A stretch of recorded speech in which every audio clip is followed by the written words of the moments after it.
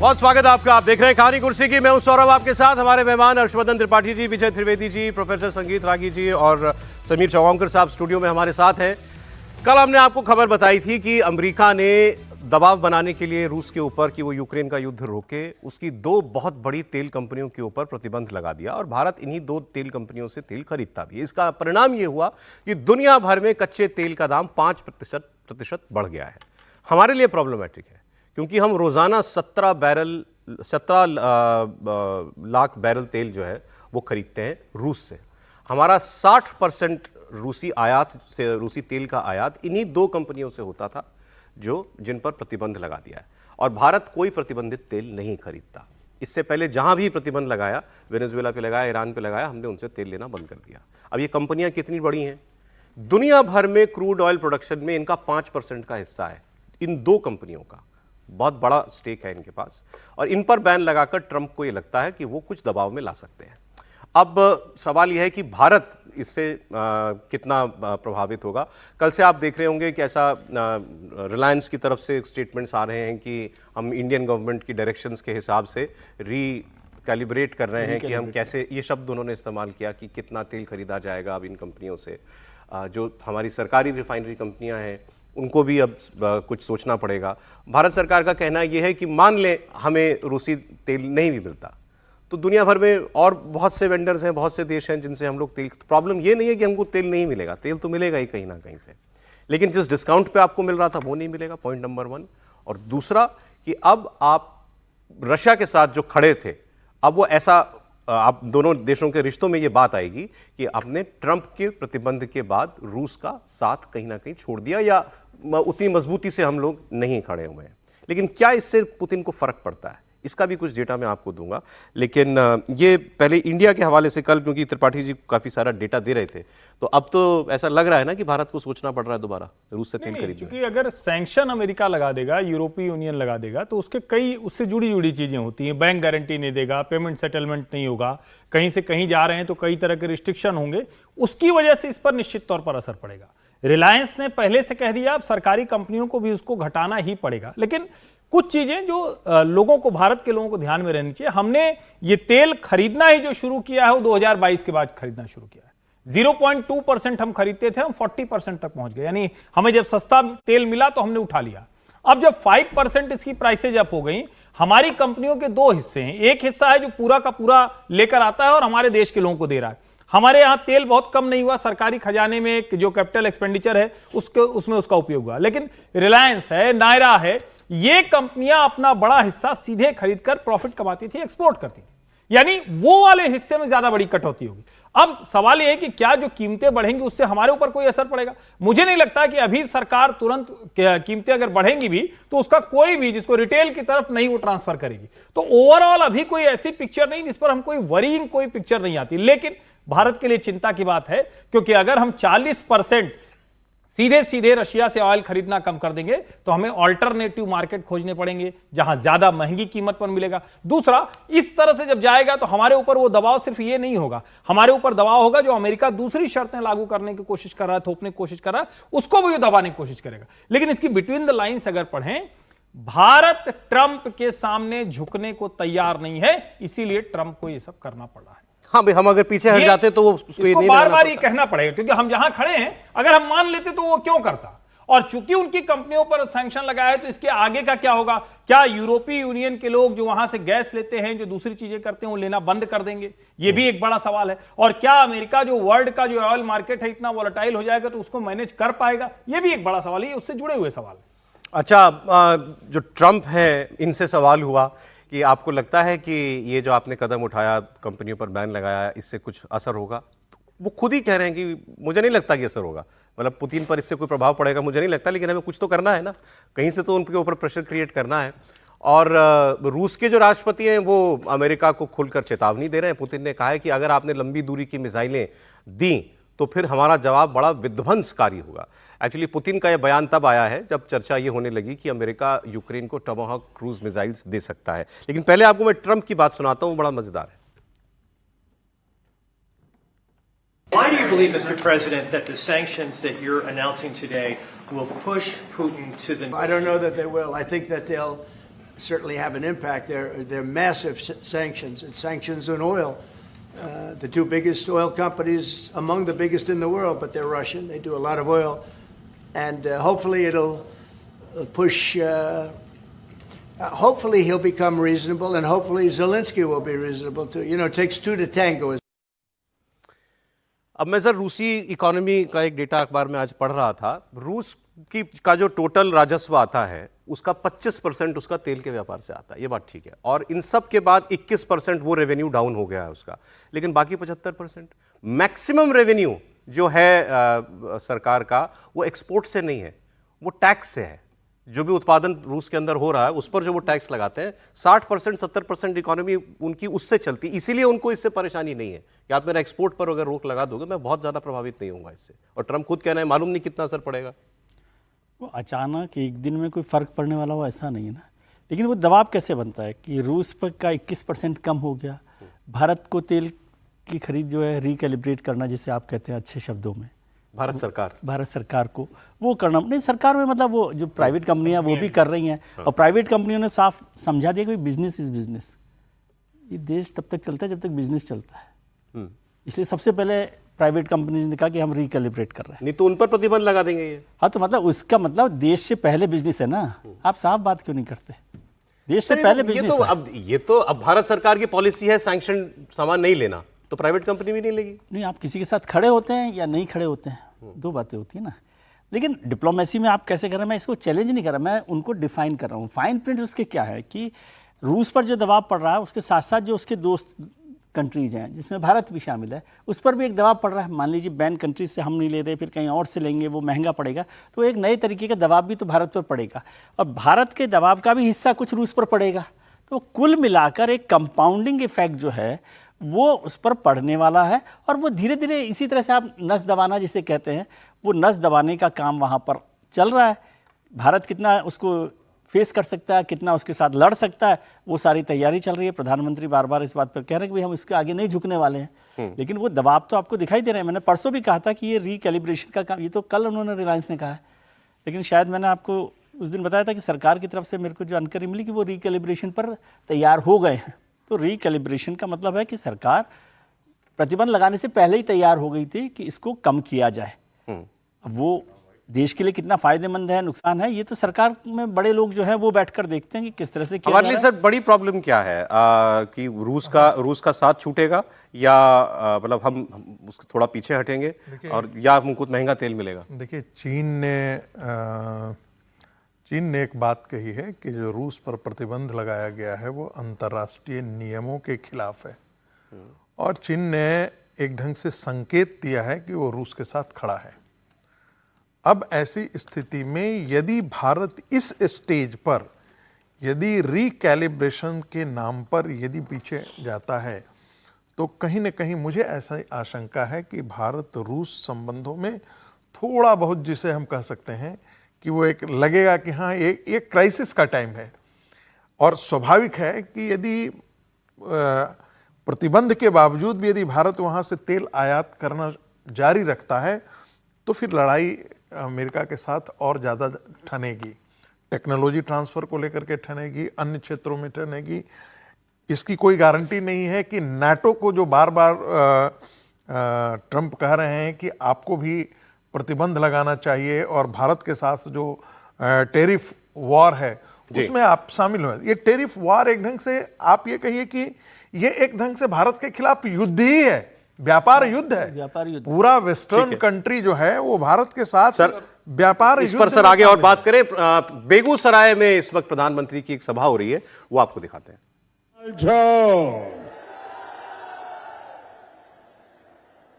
बेगूसराय की इस धरती से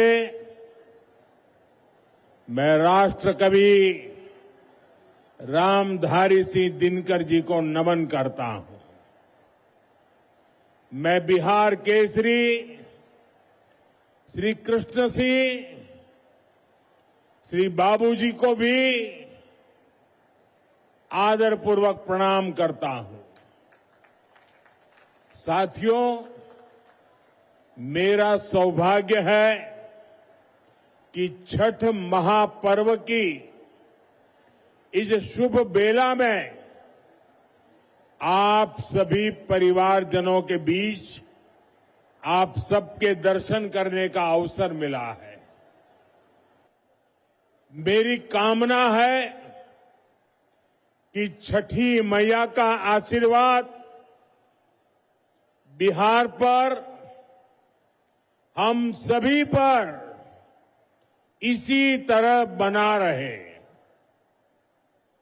साथियों, जब छठी मैया की पूजा की बात आती है तो शारदा सिन्हा जी को याद करना स्वाभाविक है।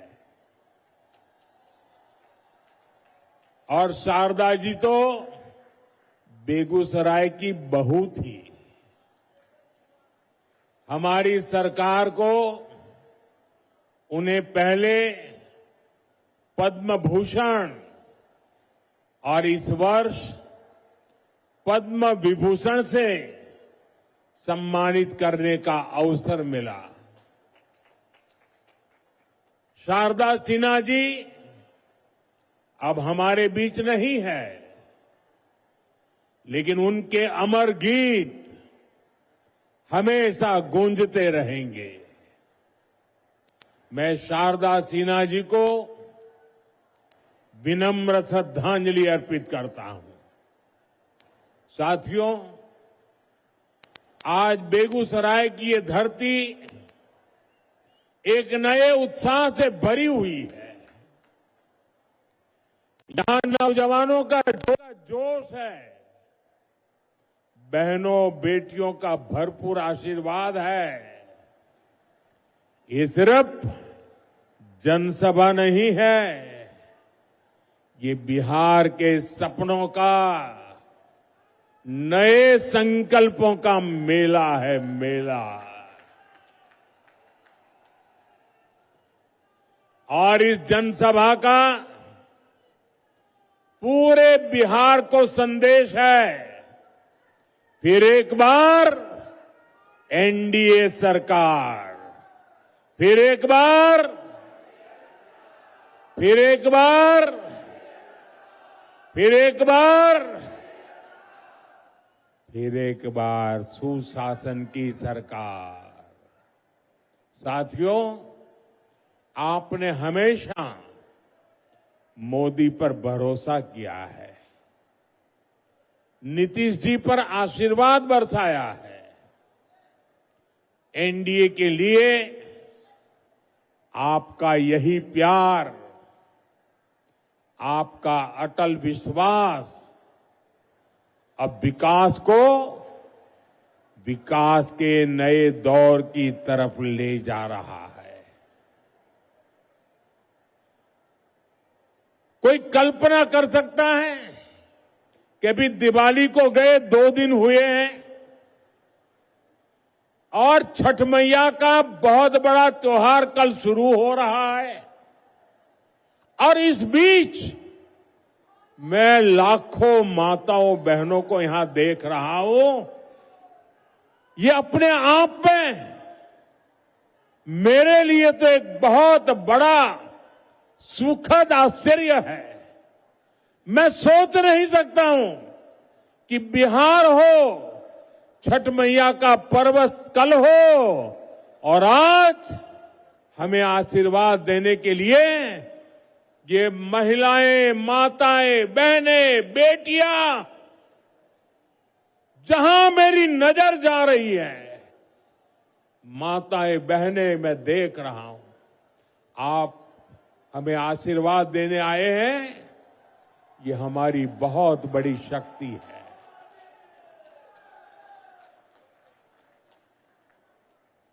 बिहार के मेरे भाइयों बहनों, हमने जंगल राज को सुशासन में बदला। अब सुशासन को समृद्धि में बदलने का समय है। मैं बिहार की समृद्धि के लिए आप सभी का आशीर्वाद लेने आया हूं।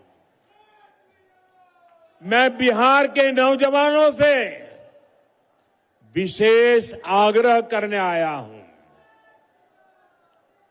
वो 2005 का अक्टूबर महीना ही था जब आपके माता पिता ने बिहार को जंगल राज से मुक्त किया था, सुशासन को चुना था। अब 2025 का ये अक्टूबर और नवंबर आपके लिए नए अवसर भी और एक बड़ी जिम्मेवारी लेकर आया है। आपको अपने और बिहार की आने वाली पीढ़ियों के लिए समृद्ध बिहार बनाना है। आपको अपने एक वोट की ताकत समझनी है। आपके एक वोट से ही बिहार की समृद्धि तय होगी। विकसित भारत बनाने का संकल्प मजबूत होगा। साथियों, जब से बिहार चुनाव की घोषणा हुई है, तब से हम एक चीज साफ साफ देख रहे हैं। एक तरफ एनडीए है, नीतीश जी, मांझी जी, उपेंद्र जी, चिराग पासवान जी, ये सूझबूझ से भरा हुआ नेतृत्व है। इसको भाजपा की हमारी टीम, दिलीप जी, सम्राट चौधरी जी, विजय सिन्हा जी से और मजबूती मिलती है। वहीं दूसरी तरफ लाठियां भाज रहा महागठबंधन है। ये लोग कैमरे पर आकर कुछ भी बोले, लेकिन पीठ पीछे एक दूसरे की खाल खींच रहे हैं। इस महागठबंधन में अटक दल है, लटक दल है, भटक दल है, झटक दल है और पटक दल है।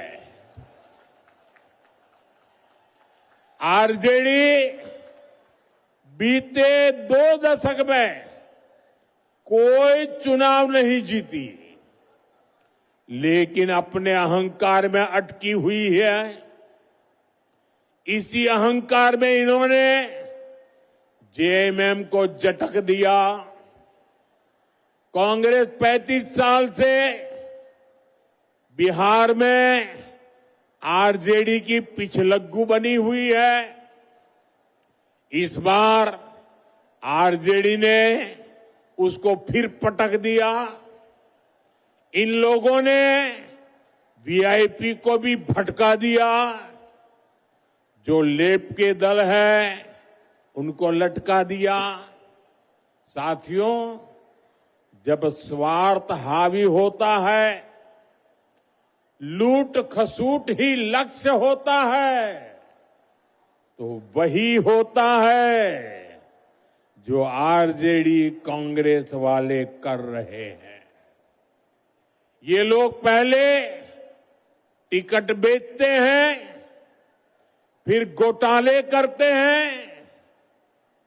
आप देखिए तो सही, एक आरजेडी का परिवार है जो बिहार का सबसे भ्रष्ट परिवार है,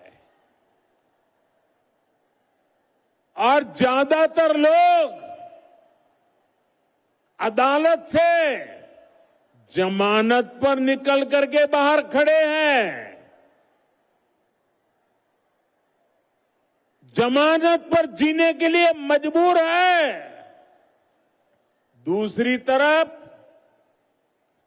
कांग्रेस का एक परिवार है जो देश का सबसे भ्रष्ट परिवार है, इस परिवार के भी ज्यादातर लोग जमानत पर बाहर है। साथियों, बिहार ऐसे लोगों पर भरोसा नहीं करता और इसलिए पूरे बिहार में एक ही नारा गूंज रहा है,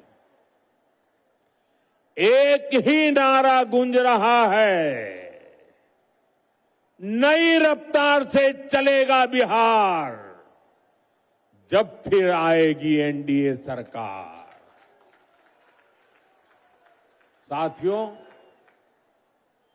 मैं जो बातें कहने जा रहा हूं, मैं चाहूंगा कि बिहार का नौजवान उन्हें ध्यान से सुने और उन पर जरा गौर करे।